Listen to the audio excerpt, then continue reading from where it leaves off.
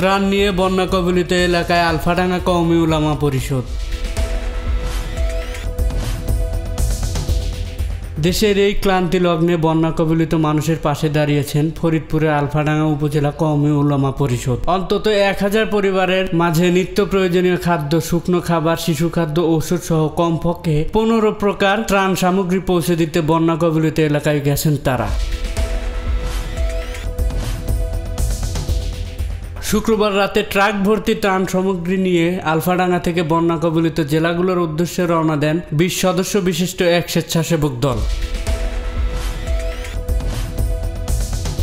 এর আগে বন্যার্তদের পাশে দাঁড়ানোর আহ্বান জানিয়ে উপজেলার বিভিন্ন এলাকা থেকে নগদ অর্থ সংগ্রহ করে সংগঠনটি স্বতঃস্ফূর্তভাবে ধর্ম বর্ণ নির্বিশেষে বিভিন্ন সংগঠন ও সাধারণ মানুষ এই উদ্যোগকে স্বাগত জানিয়ে পাশে দাঁড়ায়।